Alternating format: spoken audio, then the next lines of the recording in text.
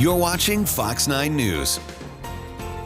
Good morning and thanks for being with us. I'm Shayne Wells in for Amy Hawker. So seems pretty obvious, but you definitely want to bundle up, take out all the layers over the next few days because we are plunging into the deep freeze. Cody Matz has all the bone-chilling details in your Weather First report. Hi, Cody. Oh, hello. Yes, I get to bring you all the good news. Shayne, back to you. Thanks, trading one for another. Well, with dangerously cold conditions here to stay for at least a few days, people need to make sure that they're prepared for the big chill. Fox 9's Bill Keller is live in Minneapolis with more on what's being done to try and keep people safe. And Bill, can you peel back the layers a little and tell us, I know from doing this in your shoes, you're not outside, you haven't been outside since 4 in the morning.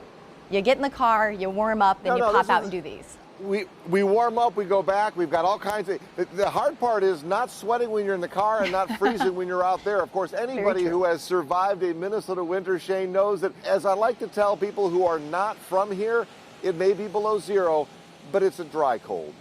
Shayne? That makes it so much better. You're so right, Bill. Okay, exposure to the cold, get in the car. Get out of the elements there. Thanks, Bill, so much.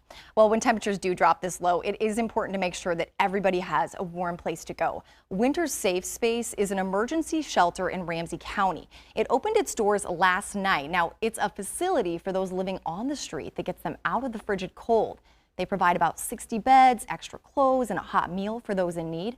Organizers say the goal is to keep as many people as safe as possible. Later today, an outreach team from Winter Safe Space plans to go out. They're going to locate those who need a warm place to go. Time now is 11:06. We're following some breaking international news at this hour. Police in Somalia say 5 gunmen have attacked the presidential residence in the country's capital, Mogadishu. That's all that is being released right now. We will update you as we get more information.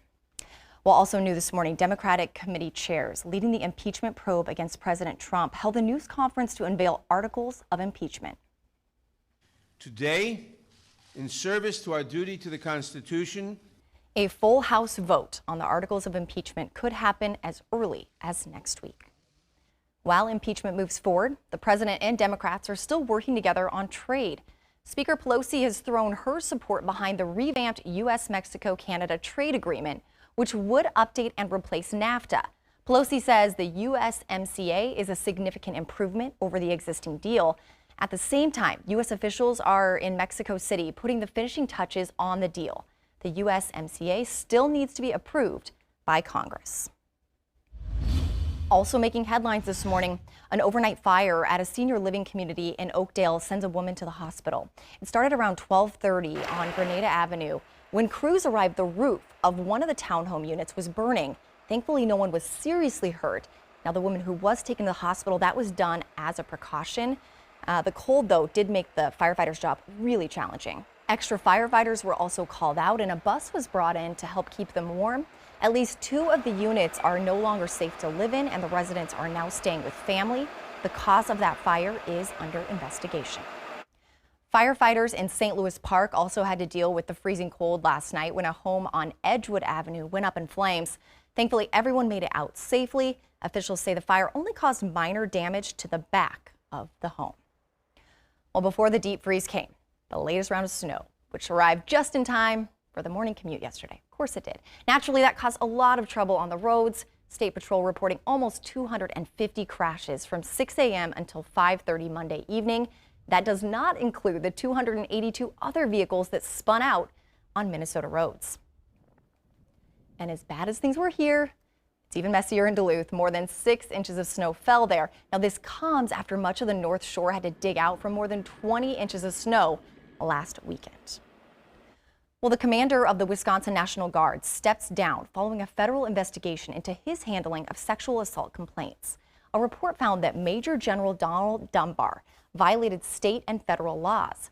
It claims the Guard allowed illegal internal investigations, mismanaged case records, and had sexual assault response policies that were not compliant with federal regulations.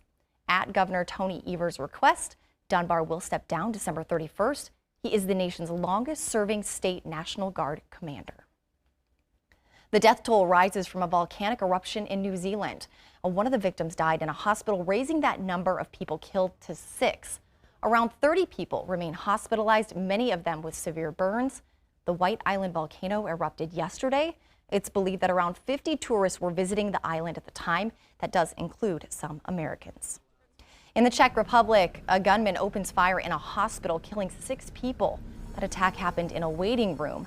The shooter opened fire at close range before trying to get away. People were evacuated from the hospital and authorities tracked the man down. He shot and killed himself as police approached. Coming up, a Minnesota company makes a major acquisition. More on the big deal it just closed. Also, Sun Country takes flight for a new destination where it will start bringing travelers beginning in 2020. And his battle inspired a national phenomenon. Now he is sadly passed, but he leaves a remarkable legacy behind. That's still ahead here on the Fox 9 News at 11.